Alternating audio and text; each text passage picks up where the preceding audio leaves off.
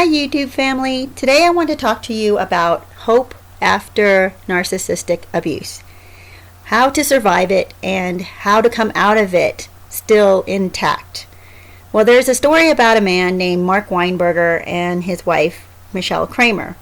And their story tends to exemplify how a person can go through an entire relationship with a narcissist for multiple years and still come out who they were before they met the narcissist. Now, that doesn't mean the narcissist doesn't do any damage and doesn't destroy parts of you, but it does mean that you can go through this and still find parts of yourself still there. Your strength and your morals and who you are at the core. So I wanted to share their story because Michelle came out of this a success. And I'm so excited to tell you about this story. It first aired, I don't know when it first aired, but I saw it about 6 months ago, I think, from Dateline. It was a 2-hour story, and it is no longer available online anymore, but I was able to find a short clip that gives you a little bit of a background, very, very short background. There are very few videos out there right now that covers this, and it could be because they're planning on making a TV movie out of this. So here's the clip. Life was an extravagant adventure with her wealthy husband until... I felt the bed next to me and he wasn't there. And her quest to find him. Mark Weinberger was a ear, nose, and throat doctor who built his practice, his multi-million-dollar practice, on fraud.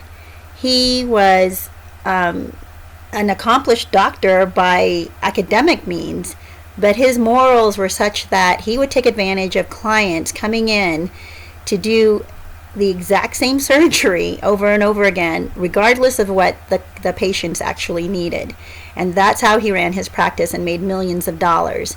Unfortunately for some of his clients, he caused more damage than helped, and therefore malpractice suits were starting to pile up, and especially one in particular where a woman was not diagnosed early on with cancer when she first came to him with her symptoms.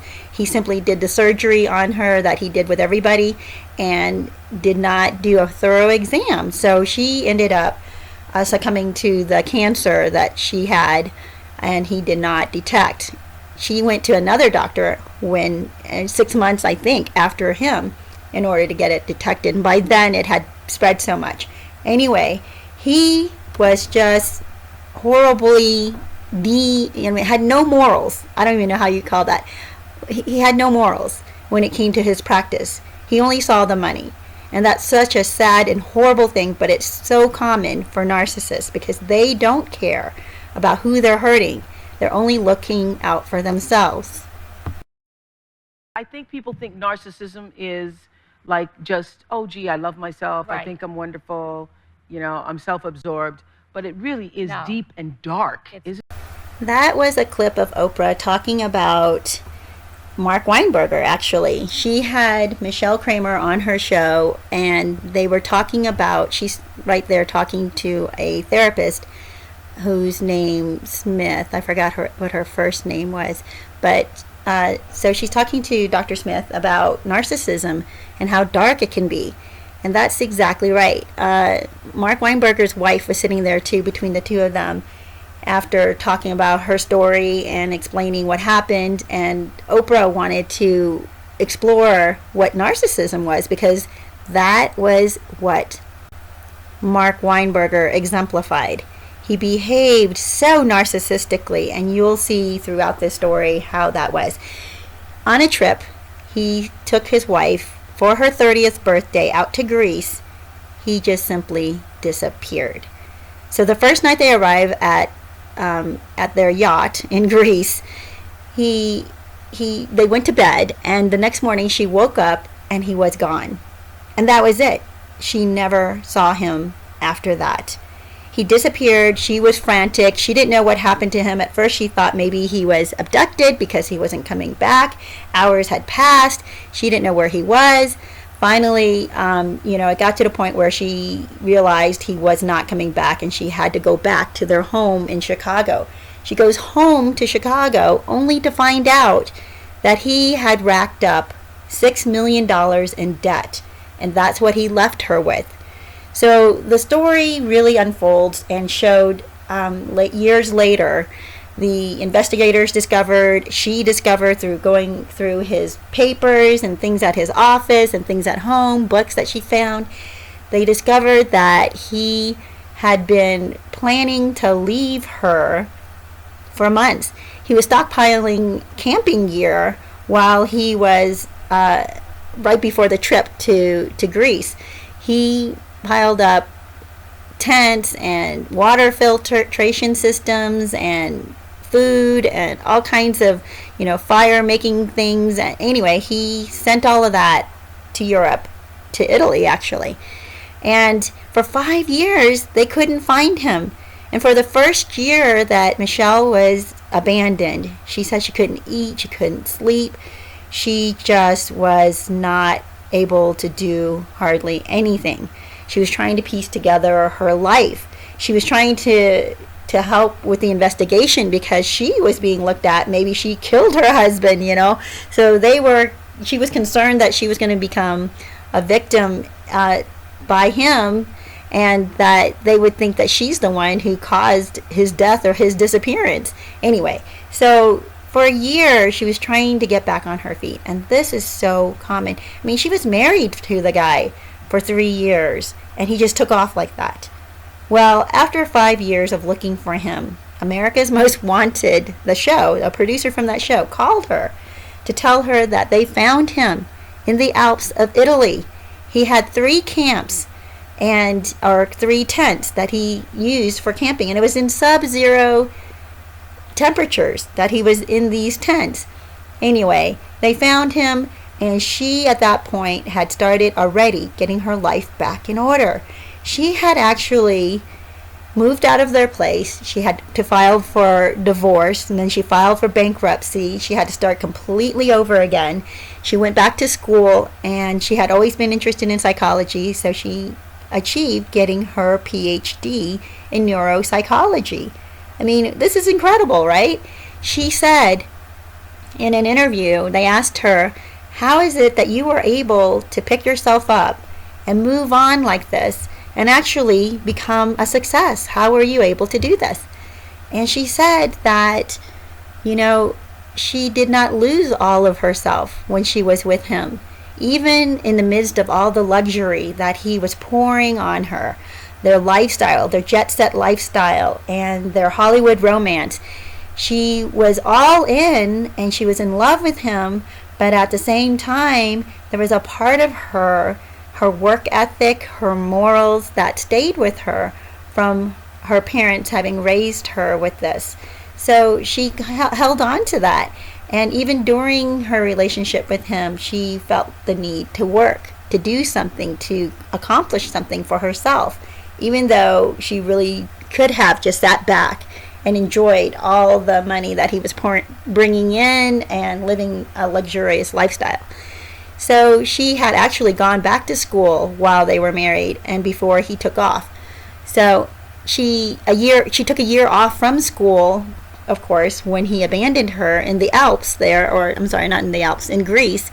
And she went ahead and tried to piece her life back together. She took that time. She took that year to try and piece herself back together. And in that entire year, she actually thought that he might come back. She waited until their anniversary, the following November, I guess, thinking that he was going to call her. He was going to come back to her. And I think a lot of people do that. A lot of people after narcissistic abuse hope that the narcissist will come back. Not just hope, but we have such a tie to them. We think, yeah, they're not really gone. They are going to come back. And that's where she was. She thought that he was going to come back. And when their anniversary came and went, she realized that he was not coming back. And at that point, that's when she decided she was going to do something with her life. She was going to get herself back on her feet. She was not going to let him destroy her. She was not going to allow him to take over her life and ruin it for the rest of her life.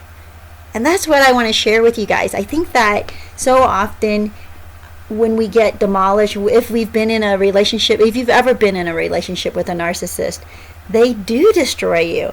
They take everything they can, and it's so easy to lose your identity when you're with them because they take over the whole relationship. And unless you're strong enough to stand up to them, they will continue to push and push the boundaries until there's hardly any resemblance of your character left.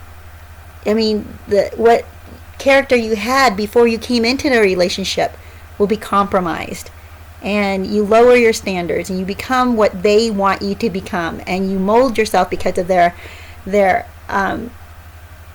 anger or their temper. They will try to force you or guilt you or confuse you into doing things that you normally wouldn't anyway. So not to say that didn't happen to Michelle, I think it did, but in the end, after she realized he had truly gone, that's when she made a decision. She made the decision to move forward. She made the decision that she was going to get back on her feet and she was going to accomplish something with her life. And that's what I want to share with you. I want you to know that you can still accomplish things in your life. It's never too late to start over. And you never know what you can become when you start over. Just give yourself some time. Well, several years after Mark Weinberger left his wife and was found, Oprah caught up to her and asked her this question. Would you take him back? No, absolutely not. You would not? Absolutely not. Okay. No way. No, but if you I wanted to share that clip with you because there are so few clips out there that shows Michelle Kramer. And here she is in 2011. I think that's when she did this interview with Oprah. And it had taken her multiple years to get her life back on track. And she actually finally got her life to a point where she was doing something with herself. And she was working for a hospital, I think it was with veterans who've suffered injuries. And anyway, she was a neuropsychologist and helping them through their trials. So here she is. She's gotten herself to the point where she's helping other people. She started completely over from that devastated state he left her, and she was able to become something incredibly beautiful after that. She really applied herself. She believed in herself. And that's what I want you to know too, is that you can believe in yourself. It's not too late to do that. I know that the narcissist will pour shame on you, and afterwards, I mean, think about Michelle after he left her the way he did. The people who knew them probably looked at her and thought, well, what did you do to drive him away? And were you an accomplice? And look at all these malpractice suits coming up, and the money that he made, the luxury that they lived in was essentially blood money. You know, he butchered people, and he took complete advantage of them, and they probably shamed her for having benefited from his practice. Anyway, how is it then that you can go from there, take yourself out of that, and become something completely reinvented, renewed, and start over? And I know that some people are much older than she was. She was only 30. She was only 30 when that happened. But I'm telling you, it's not too late. It doesn't matter how old you are. It's not too late to enjoy the rest of your life. You don't know how long you're going to live. You don't know how many years you have left. So don't waste those years. Don't lay down and allow the narcissist to take the rest of your life with them. You live your life. You apply yourself. You do the things you've always wanted to do. The things that are deep inside of you that had driven you before you ever even met the narcissist. Remember those things and go back to them.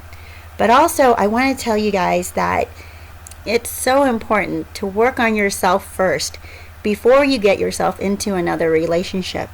It's so important to gather up yourself so that you can figure out who you are, what you want out of life, and what standards you have. Otherwise, you're going to fall into another trap. You're going to fall into another narcissist arms and into their tactics and be fooled by them and taken in again. Don't do that. You have to work on yourself. So many people lose themselves in relationships, whether it's with a narcissist or not, actually. They lose themselves in relationships, and when that relationship ends, they don't know who they are anymore. So that's my advice to you, is don't lose yourself, but also you have to figure out first, who are you, right? And especially at this point, if you've been healing and you're figuring things out again for your life, figuring out what's important to you, well, you need to determine all of that before you get into another relationship. And that's going to be your biggest defense against a narcissist, and also your greatest tool in keeping sanity and also healthy boundaries in relationships moving forward. Because if you don't do that, you're going to fall victim again to toxic relationships that are going to step all over your boundaries and compromise who you are and what you believe in. Because if you don't even know what you believe in and you don't have your standards there, there's going to be no boundaries. But when people say, oh God, he's a narcissist, he's so full of himself, that really is a dangerous thing. It's dangerous. That person will hurt you. They will hurt you. And then blame you for your hurt. Yes, there are people out there who will hurt you and then blame you for that hurt that they caused you. And unless you have an idea of who you are and what you want in a relationship and have some standards and some boundaries, you're going to let them walk all over you. Again, it doesn't mean your life is over just because of what the narcissist had done. You still have so much life to live. Well, YouTube family, if you like this video, please subscribe, like, and comment below. I wish you lots of love and health and wholeness.